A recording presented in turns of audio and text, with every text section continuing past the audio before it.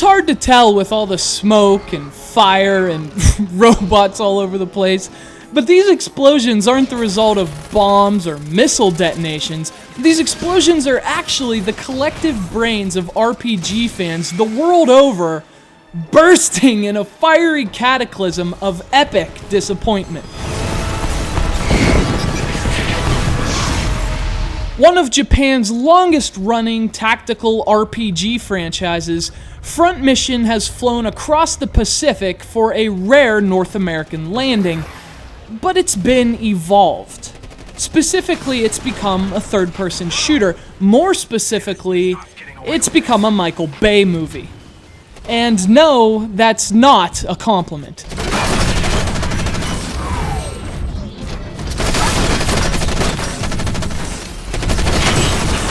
This is Front Mission Evolved, a spin-off for Square Enix's Front Mission series, and to the game's credit, Evolved uses ingredients Front Mission has always been known for.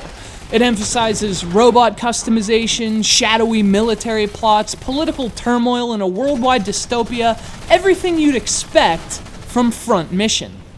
Only this time, the ingredients combine for a very different result, one that may appeal to fans of third-person shooters, but will likely disappoint longtime Front Mission and RPG veterans. Front Mission Evolved scraps the tactical, turn-based gameplay of its namesake, play as a big robot, shoot big enemies, make big explosions. Fortunately, the game does throw a few twists into the gears.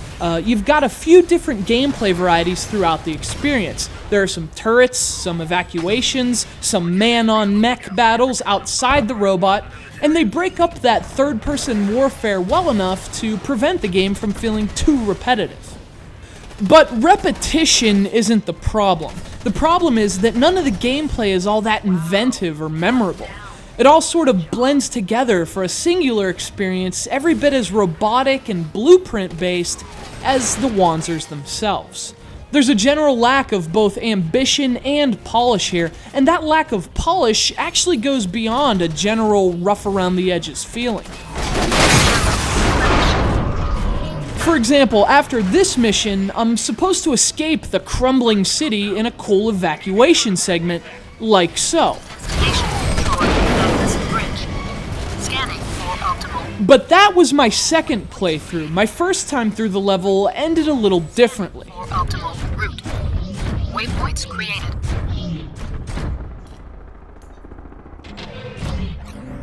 You see, that door is supposed to open, and when it didn't, I had to restart the level.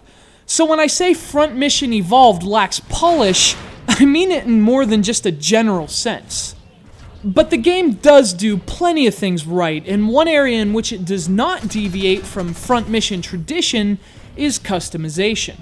One of the biggest hooks of Evolved is customizing your mech, your Wanzer as they're called, to an almost RPG-like degree of depth.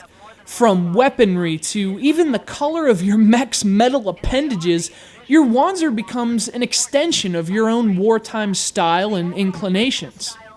Of course, customizing your Wanzer also adds weight to it, and that's where Evolved does get a little strategic. You have to keep that weight balanced, hence weighing things like functionality against things like devastation. Fortunately, the devastation looks good, if nothing else. Comprised mostly of browns and grays, most of the game's environments are extremely drab. I mean, given its industrial style and post-war ominous future setting, it's also understandable.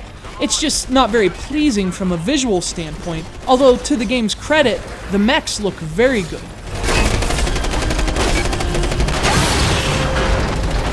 Evolution doesn't usually make mistakes. Things tend to evolve beneficial traits, not detrimental ones. So perhaps Evolved is a bit of a misnomer for this spin-off. For all the potential of the concept, the fun of the 4 multiplayer modes, and the few other areas in which the game executes well, Front Mission Evolved feels more like a Front Mission remodeled. And especially if you're a long-time Front Mission fan, you're probably better off with an older Front Mission model.